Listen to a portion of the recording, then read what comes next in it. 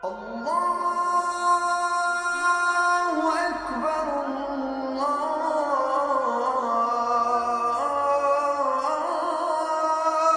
أكبر. بسم الله الرحمن الرحيم. السلام عليكم ورحمة الله وبركاته. Peace be with you. We said at the beginning of the Chronicles of Ramadan that we are going to talk about the messengers and the prophets, peace be upon them, and about figures in the Quran. Now we are going to stop, and we are here at the middle of Ramadan, middle of the path. We are talking about Ibliss, la'natullahi alayh, Satan. We want to try to understand the figure and who he is in the Quran and what are his characteristics in the Quran. Because from what we know about him, it will be a way to know about ourselves. And what are his qualifications and the way he is dealing with the world and his features are going to help us to understand who we are and what we have to avoid, because he is the figure of the devil, what is the wrong path. So out of the story of Satan, Ibliss, we can get a better understanding of all the features and also the psychology, because he is working not around us but within us as well. So let us try to get what we find in the Quran. As we know, when it is said in the Quran,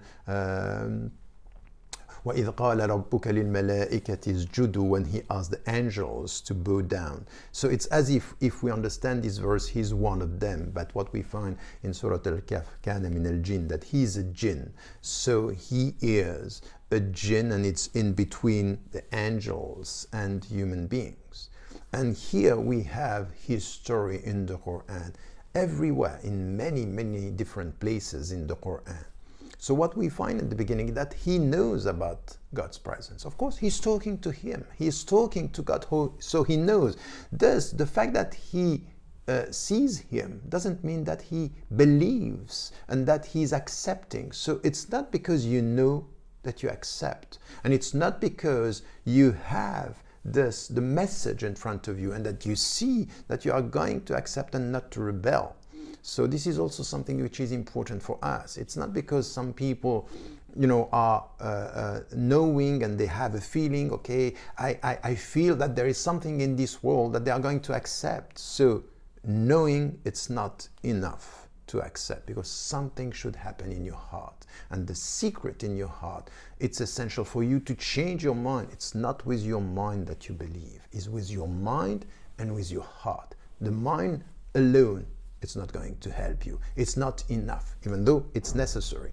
So here what we have from him is that he is talking to God and he has a mission from the very beginning, but he is refusing and rebelling against God. And this is what we find in the Quran.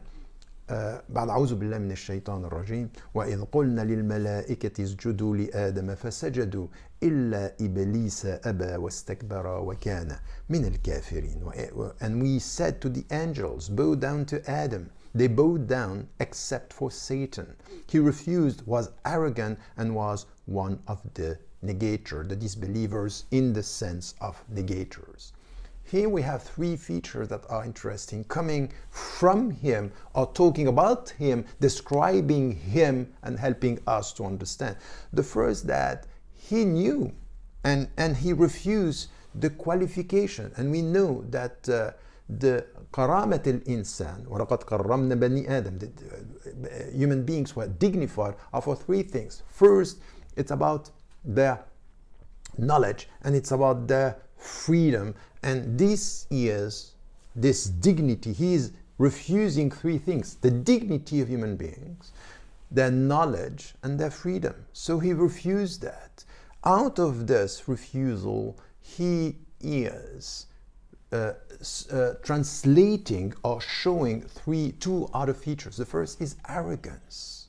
Arrogance, because he does not accept what Allah, God, is commanding him to do or ordering him to do. And then he refused this. Aba wastakbara. So he refused. So there is a refusal which is the opposite of obedience, and arrogance, which is the opposite of humility. So we can get in this negative mirror what is essential for us as the ethical values and the values that we have to promote as human beings. Now, if he is doing this, it's also, and there are other features that are important. So why did he refuse to bow down? This is what is said in the Quran.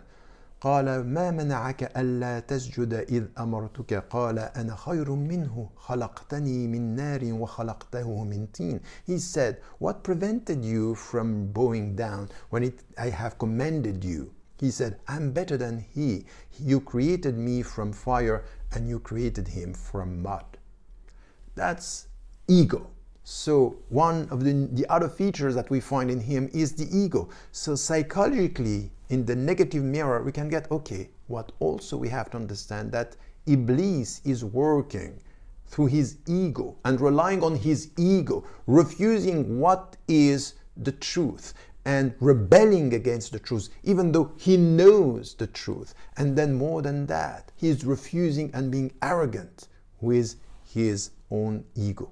So these are the features that we have and that we get out of this figure in the Quran.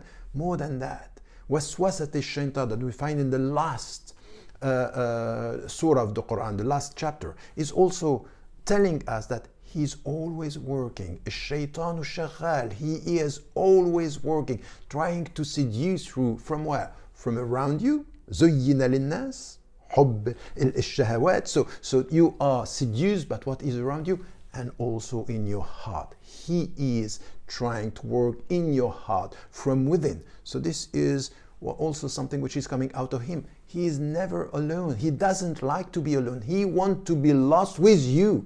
So while the messengers are coming to tell you, come close to God and take a distance from the world, what he is saying is that come close to the world and take a distance from God. So this is the opposite message. And what we understand is that we are torn apart between these two, calls. One to elevate ourselves close to God, and the other is just to be lost in the world. And then he's always working and he doesn't keep his word. So he promised, I'm going to tell you about eternity, and he didn't keep his word. So he's lying. He is in a mission. So as much as the messengers are in a mission, he is in a mission to just help the people to go astray, to forget about God. So when we look at all these features and we get the psychology of the devil, because there is something here that is working in the world around us and in ourselves. Because at the end of the day, he's around, but he is within our heart and within ourselves. Because all what I was talking, all these features, ego, arrogance, impatience, going astray, being seduced, are all weaknesses and qualities, quote unquote, that are in our hearts. So when you ponder over him, you ponder over yourself. And if you come back to yourself, you understand that if you deal with these features within yourself, this is the only way to come back to God. At the end of the day, it's paradoxical. But knowing about Satan is the way to come close to God. So he's losing when he thinks that he's winning, if and only if you are able to know what are his negative qualities, to transform them into yourself, into positive qualities, and helping you to elevate yourself, your soul, to be close to God, and to remember that life is about this endeavor, to reform yourself, to deal with all these negative qualities, and to try to translate this into a teaching to be a better human being, dealing with the evil qualities in yourself in order to promote the divine qualities and teachings in your heart and in your life. Don't forget to tell the people you love that you love them. Life is fragile. الله أكبر